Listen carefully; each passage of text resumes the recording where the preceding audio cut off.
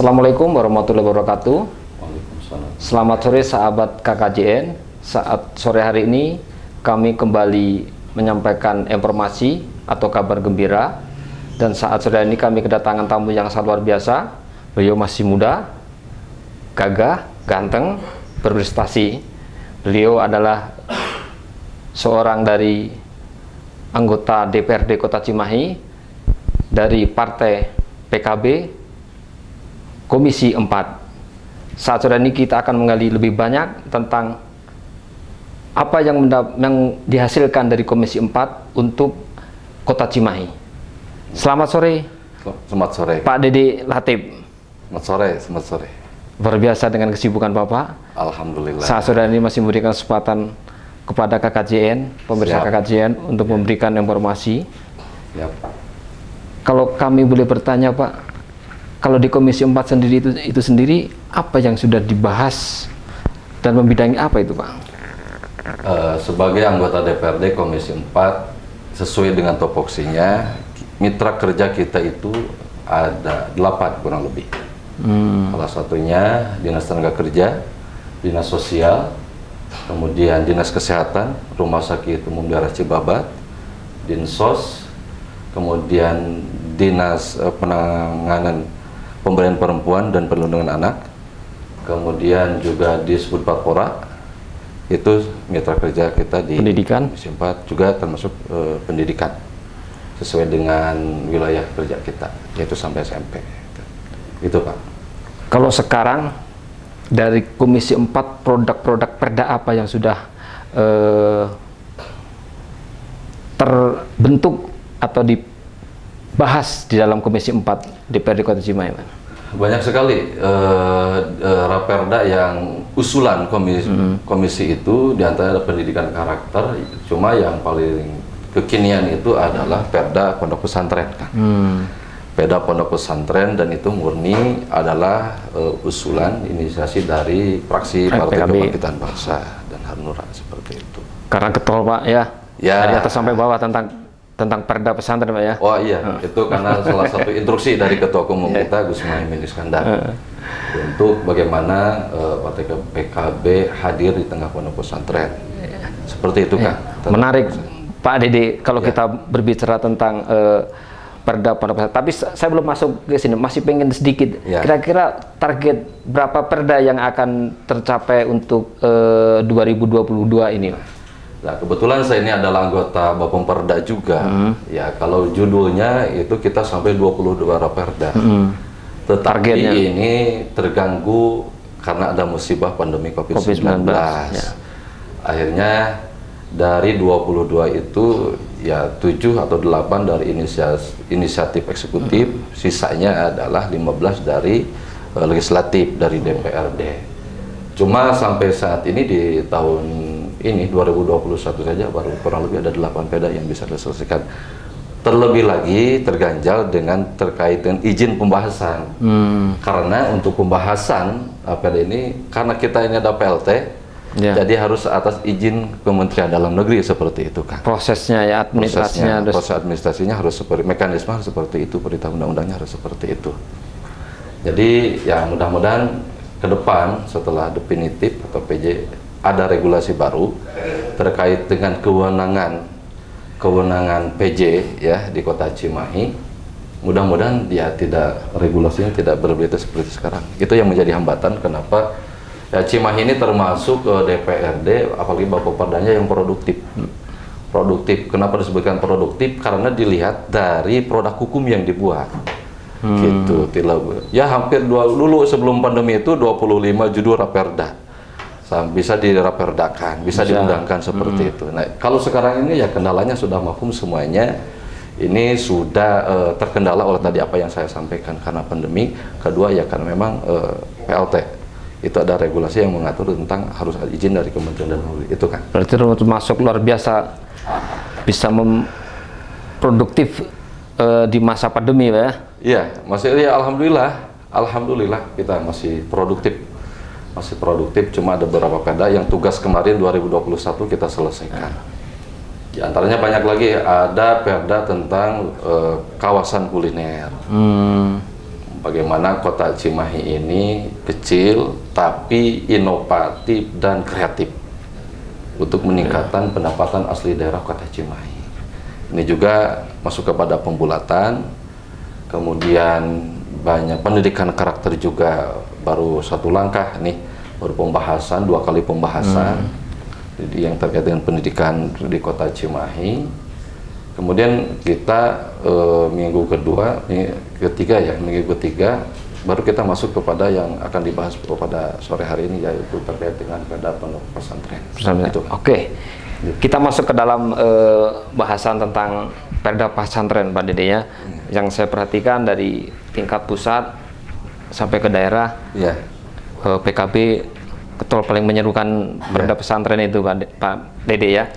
Sebenarnya apa yang melatar belakangi PKB untuk senantiasa menggaungkan atau menggenjot supaya perda itu cepat terselesaikan?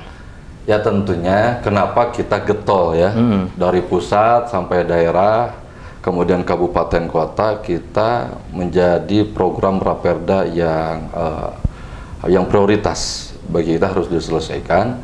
Ini kembali kepada histori sejarah. Bagaimana dulu pondok pesantren, para kiai, para santri memberikan kontribusi besar terhadap negara ini. Nah, ini semenjak Presiden periode pertama sampai Pak Jokowi, ya perjuangan para santri, para kiai ini, terutama para santri yang berjuang di parlemen. Yang berjuang di parlemen ini terus sangat getol sekali, sangat agresif sekali memperjuangkan bagaimana negara memberikan perhatian khusus kepada pondok pesantren. Ini diawali dari kirab resolusi jihad NU, di mana kirab resolusi jihad NU ini kembali kepada tidak lepas dari sejarah 10 November. Nah, 10 November ini pusat perjuangannya ada di Surabaya. Cuman tanggal 22 dalam sejarah NU itu dikatakan bahwa Insinyur Soekarno kemudian itu memberikan fatwa, meminta fatwa kepada Jenderal Sudirman, tetapi kata Jenderal terkait dengan hukum jihad. Tetapi Jenderal Sudirman menyarankan kepada Soekarno, kepada Insinyur Soekarno untuk datang kepada Hadratus Syekh Kiai Haji Hasyim Asy'ari sebagai pendiri NU terkait dengan fatwa jihad. Maka 22 Oktober itu Kiai se-Jawa dan Madura dikumpulkan gitu dan mengeluarkan fatwa yang sebutnya fatwa resolusi jihad. Salah satu isi fatwa resolusi jihad itu yaitu bahwa 17 Agustus 1945 harus dipertahankan sebagai hari kemerdekaan Republik Indonesia. Yang kedua, isi dari fatwa resolusi jihad itu diantaranya adalah bahwa radius 94 km dari Surabaya, maka umat Islam fardu ain hukumnya melawan penjajah.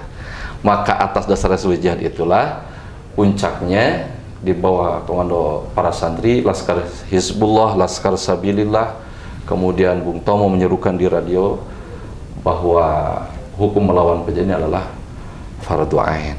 Nah, maka puncaknya di sana. Dan alhamdulillah umat Islam mendapatkan kemenangan atas perang yang terjadi pada 10 November.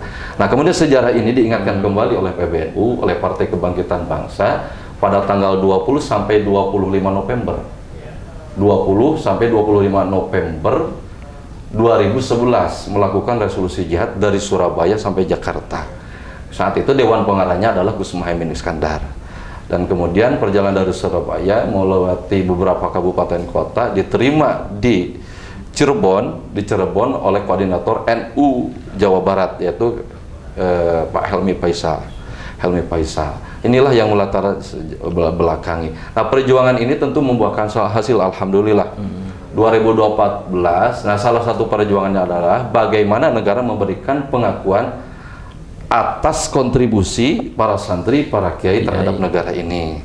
Maka negara memberikan pengakuan dengan diperingatinya Hari Santri Nasional setiap tanggal 22 Oktober. Nah, ini. Kemudian tentunya tidak cukup sampai ke sana. Bagaimana para santri yang jago kitab kuning ini juga jago dalam kitab putih. Artinya pintar membuatkan keahlian dalam membuat undang-undang ataupun produk hukum lainnya seperti perda provinsi atau kabupaten kota. Dan alhamdulillah perjuangan teman-teman santri yang ada di parlemen, khususnya dari Partai Kebangkitan Bangsa di bawah Komando Gus Muhaimin Iskandar sebagai Ketua Umum PKB dan Wakil Ketua DPR RI, alhamdulillah Presiden lahirlah Undang-Undang Pondok Pesantren nomor 18 tahun 2019. Dan alhamdulillah tahun 2021 pesantren juga mendapatkan kado hadiah dari negara, di mana Presiden Jokowi mengeluarkan Perpres 82 tentang dana abadi pondok pesantren. Nah, itulah yang menjadi cantolan hukum kita membuat Raperda tentang pondok pesantren. Itu Kang. Itu. Jadi setelah tadi kalau kita mendengarkan sejarah latar belakang panjang, Pak Dede ya. Ya tentu. Nah, sebenarnya peran Perda itu sendiri bagi pesantren untuk zaman sekarang apa? Tentunya manfaatnya harus apa yang akan didapatkan ketika produk hukum yang namanya peraturan daerah Kota Cimahi ini, kayak ngomongin di Cimahi Kang ya. Ini sudah diundangkan. Ya tentunya. Ya, karena tadi dikatakan bahwa para santri NU, para pondok pesantren ini merupakan kontributor terbesar atau investor terbesar di Republik ini. Ya tentunya layaknya sebagai investor ya harus mendapatkan keuntungan yang sangat besar sekali. Di mana undang-undang itu bahwa lulusan pesantren juga dia berhak menjadi dokter, berhak menjadi polisi, berhak menjadi TNI, dan boleh menentukan pilihannya ke jenjang pendidikan berikutnya. Itulah yang dijamin dalam undang-undang pondok pesantren seperti itu Kang. Ini yang didapatkan. Kemudian lihat dari, kan selama ini kalau kita memperjuangkan di DPRD ya, di daerah itu terkait bagaimana pemerintah kota bisa memberikan kontribusi terhadap pondok pesantren, ya alasannya klasik. Pesantren ini urusan vertikal di bawah Kementerian Agama. Tapi alhamdulillah dengan lahirnya Undang-Undang 18 2019 dan Perpres 82 tahun 2021 ya. Tahun 2021 itu bagaimana pemerintah pusat, kemudian provinsi, terutama ini pemerintah kota, karena itu di dalam Perpres itu dikatakan bahwa pemerintah daerah dapat memberikan bantuan. Dari mana? Dari APBD lewat mekanisme dana hibah. Nah gitu. Nah selama ini dana bantuan hibah dari pemerintah kota ini nyaris tidak ada. Nyaris tidak ada ke pondok pesantren. Yang nyaris tidak ada ke pondok pesantren. Maka alhamdulillah dengan lahirnya Perpres, kemudian nanti untuk lokalitas Cimahinya kita akan membuat yang namanya peraturan daerah tentang fasilitasi pondok pesantren. Itu kan. Jadi bagaimana banyak kalau ngomongin fasilitasi ya bagaimana Dinas Tenaga Kerja hadir di pondok pesantren dengan lahirnya BLK. Kemudian bagaimana Dinas Kesehatan hadir di pondok pesantren sehingga santri apakah nanti ada UPT atau di mana unit pelayanan terpadu di mana di pondok pesantren perwakilan puskesmas atau dijadwalkan puskesmas hadir untuk memeriksa kesehatannya. Kemudian juga disebut parporanya, Dinas Budaya Pariwisatanya juga hadir di pondok pesantren. Itu regulasi yang sedang dibuat di Perda ini sehingga bagaimana satu lulusan pesantren ini juga diakui oleh negara. Kemudian dapat pelayanan kesehatan, dapat pelayanan ketenaga kerjaan, juga dapat pelayanannya sesuai dengan kewenangan yang dimiliki oleh pemerintah kota. Itu artinya. Apakah selama ini dalam kacamata Komisi 4 yang saat ini diwakili oleh Pak Dede dari PKB, apakah selama ini pemerintah tidak hadir di dalam pondok pesantren di Kota Cimahi, Pak? Ya realistis aja. Ya rata-rata ya karena kita ini anggota DPRD ini ya masyarakat punya penilaian lebih terhadap punya ekspektasi yang berlebihan. Padahal anggota DPRD itu diberi kewenangan hanya 3, controlling, budgeting, kemudian legislasi seperti itu. Padahal pengguna anggaran itu bukan ada di kita, tetapi ada di eksekutif, ada di wali kota sebagai kepala daerah. Seperti itu. Nah, Menurut saya ya pemerintah ya maaf ya selama saya jadi anggota dewan dan saya menjadi aktivis masjid atau pesantren di kota Cimahi ya pemerintah kota ya tidak memberikan perhatian secara maksimal terutama dalam pendanaan khusus dari anggaran APBD. Kalaupun ada ya paling fasilitasi dari Kesra makan dan minum itu aja.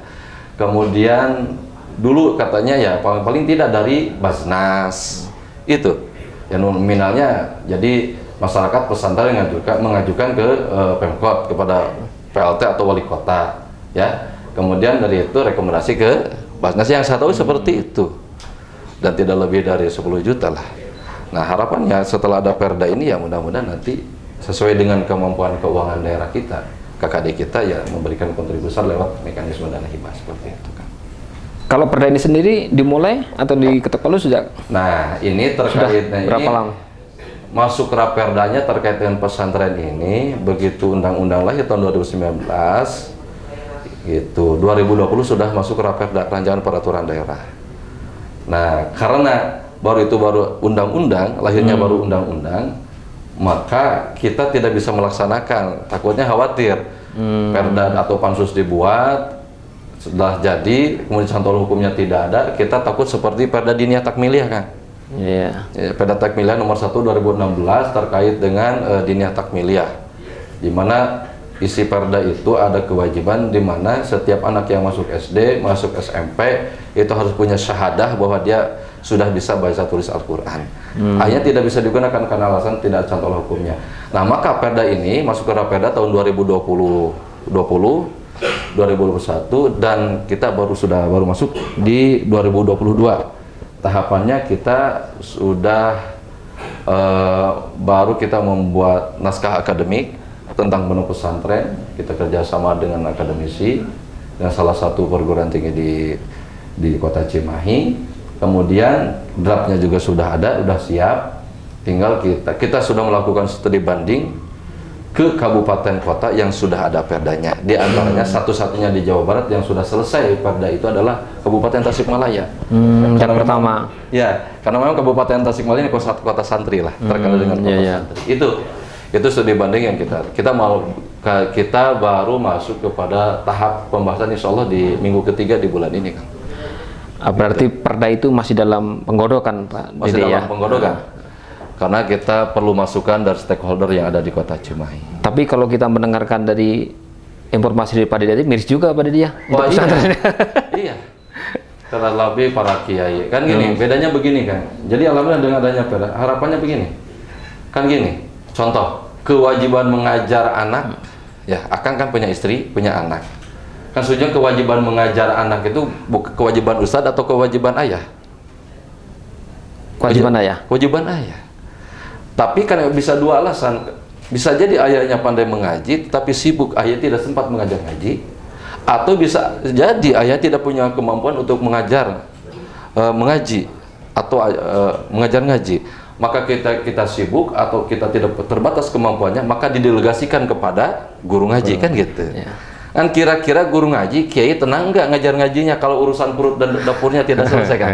Kan gitu. Iya. Kan gitu. Itu masalahnya kan gitu. Nah, ya alhamdulillah kita fraksi Partai Kebangkitan Bangsa sejak almarhum Pak Ito, kemudian Ibu Ati termarin ke Ajay, kita transaksi politik PKB itu adalah salah satunya insentif guru ngaji. Tenanaun ku PKB didukung, tapi syarat ada insentif ngaji yang punya jasa menyelamatkan anak istri kita supaya selamat dunia dan akhirat kan gitu kan. Tapi sekarang terpenuhi kan? Alhamdulillah terpenuhi. Mudah-mudahan dengan inilah. Jadi apa manfaatnya? Mudah-mudahan selain lulusan pesantren diakui oleh negara lewat regulasi yang ada, kemudian para kiai yang mendapatkan kesejahteraan lewat pengembangan pondok pesantren, insentif kan gitu. Ini mudah-mudahan itu harapannya seperti itu kan itu luar biasa niat tulusnya dari PKB sendiri. Karena Kang kalau kita lihat ya guru-guru sekolah PAUD atau TK atau guru SD SMP kan ya sudah kategori sejahtera lah, mereka mengajar, negara hadir, dapat gaji 1 bulan sekali, yang nominal kan luar biasa. Ini miris sebetulnya. Untuk insentif guru ngaji saja, ya kan kita 1.200.000 kan per tahun, bayangkan 1.200.000 per tahun kan. Artinya kalau dibagi itu 1 bulan berapa? Cukup untuk apa kalau 100.000? Nah, saya kira kenapa di Cimahi belum ya seperti di kabupaten kota lain ya selama kepala daerah tidak punya political will dan goodwill, tidak punya keberpihakan kepada guru ngaji, ya akan seperti ini terus kan gitu. Ya, mudah-mudahan nantilah ada dari santri jadi wali kota lah. Gitu kan. Berarti dari PKB gitu. Gitulah seperti itu. Oke Pak Dede, kalau kita bisa menerima atau mendapatkan bocoran karena ini masih dalam penggodokan. Ya. Kira-kira mandat apa dari Perda ini? Poin-poin apa yang akan diberikan mandat kepada pemerintah Kota Cimahi, kepada pesantren? Ya. Gitu Pak Dede. Oh ya. Jadi output dari Perda ini apa? Ya. Kan gitu. Ya. Jadi output dari Perda ini bahwa pemerintah kota dalam ini eksekutif ya hadir di pondok pesantren dengan memberikan fasilitasi kesehatan, tenaga kerjaan, kemudian yang sesuai dengan pendidikan di pondok pesantren yang dibutuhkan di pondok pesantren. Yang kedua, karena kita merujuk ke Perpres 82 tentang dana abadi pondok pesantren, ya harapannya lewat mekanisme hibah ke depannya jumlah pondok pesantren yang ada di Kota Cimahi berdasarkan data dari Kementerian Agama itu kurang lebih 36 kan. Ada 36 pondok pesantren yang ada di Kota Cimahi. Mereka dapat mengembangkan pembangunan, mengembangkan kualitas pendidikan lewat dana abadi pondok pesantren. Selain dari APBN, kemudian dari pemerintah provinsi yang jelas sesuai dengan topoksi DPRD kita ya, dari APBD Kota Cimahi, dan juga bisa dari sumbangan yang halal dan tidak mengikat. Itu kan harapannya dari kami Komisi 4 dan juga dari Pansus tentang terkait fasilitasi pondok pesantren. Itu kan. Mungkin tentang Perda pesantren ada tambahan lagi Pak Dede? Atau target untuk selesai kapan? Ya, kan ini ya maksimal 1 tahun Kang ya. Tapi kita mudah-mudahan di 2 minggu atau 3 minggu 1 bulan ke depan bisa selesai. Karena memang padat sekali Kang. Jadi perda ini banyak perda-perda juga ada 2-3 perda yang belum diselesai tugas kemarin, sisa dari 2021 yang belum selesai, tinggal masuk kepada pembulatan gitu terkait dengan perda ini. Tapi setelah kami kemarin melakukan studi banding ya kepada Kementerian Agama, harapannya fasilitasi pondok pesantren sekaligus dengan fasilitasi pondok pesantren dan pendidikan Islam. Tapi ada juga yang mengganjal ini apakah bisa atau tidak, nanti lihat di Pansus di pendalaman kan, karena ada perda terkait nomor 1 tahun 2016 terkait dengan perda diniyah takmiliyah. Itu bagus sebetulnya. Perda diniyah takmiliyah itu isinya, outputnya itu adalah salah satu prasyarat untuk masuk sekolah SD, SMP itu punya syahadah atau ijazah bahwa anak itu dia harus bisa mengaji. Karena prihatin kan, kayak anak-anak kita yang kelas 6, kemudian yang kelas SMP masih ada lah.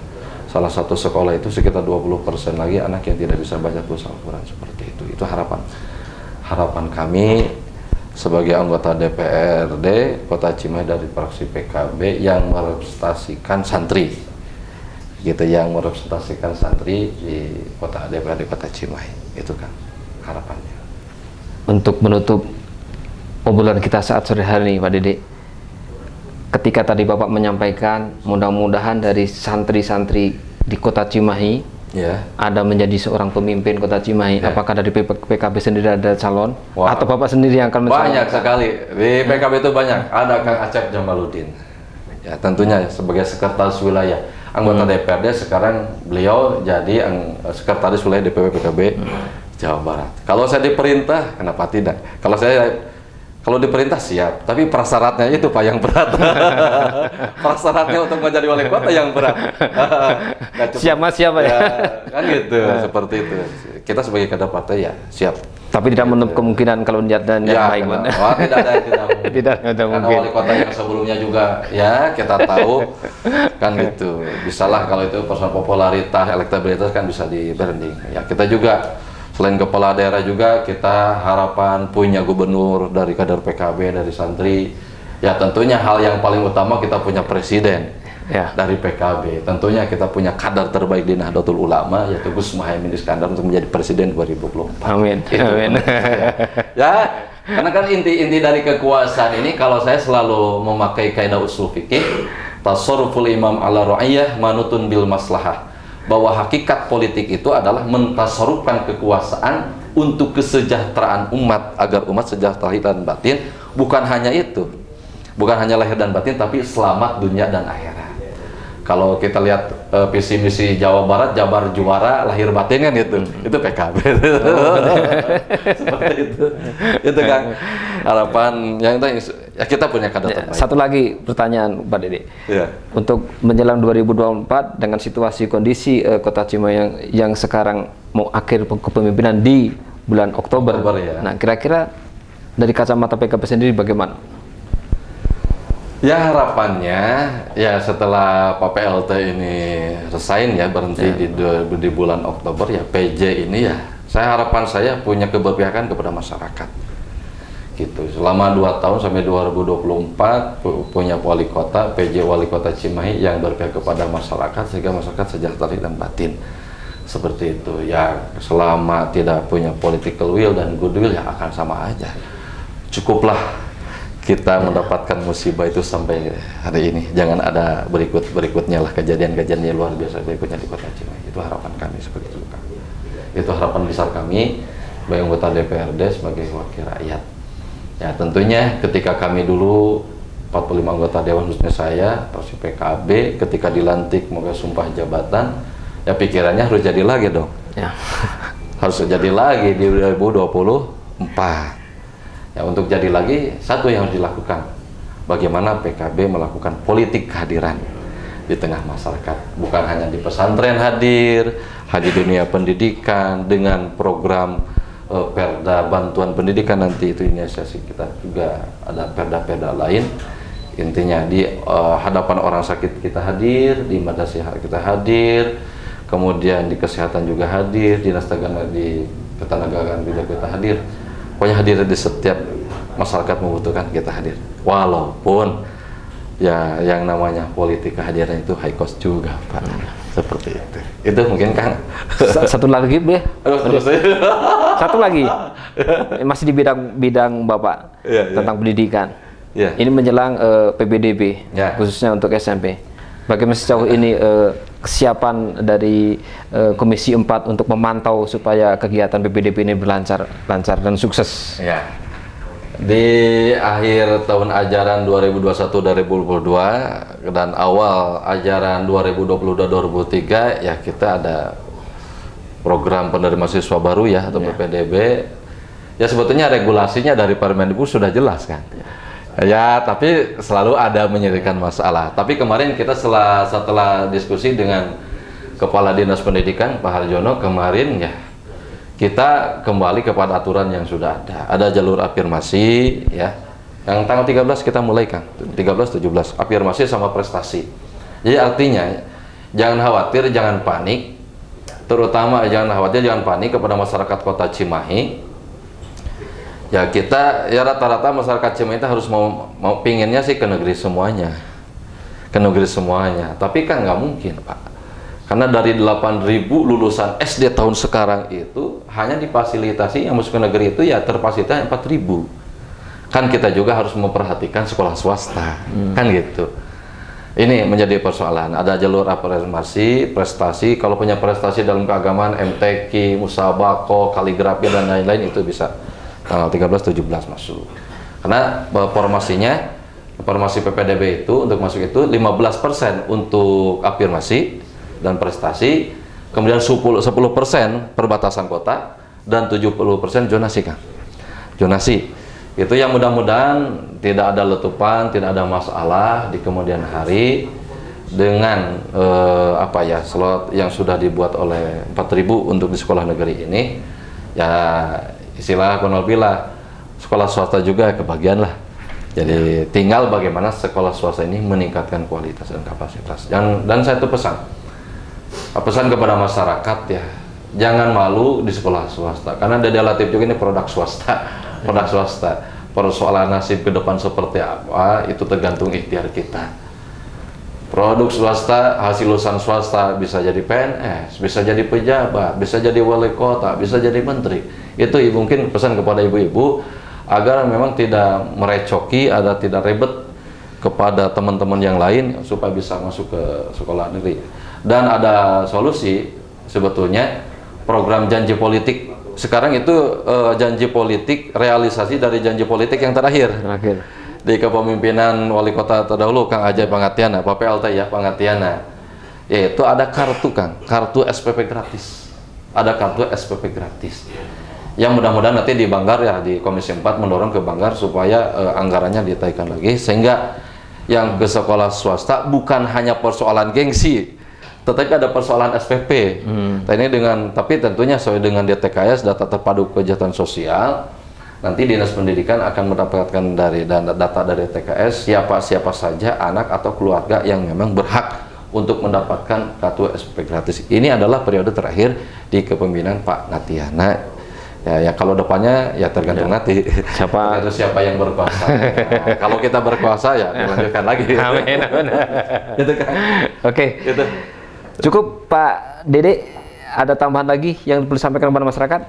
Ya, gitu. Alhamdulillah. Mungkin kalau terkait dengan peda pesantren secara singkat aja ya. Kita intinya kalau di pondok pesantren itu ada kiai, ada santri, ada kitab kuning, kan mengajarkan prinsip Islam rahmatan lil alamin.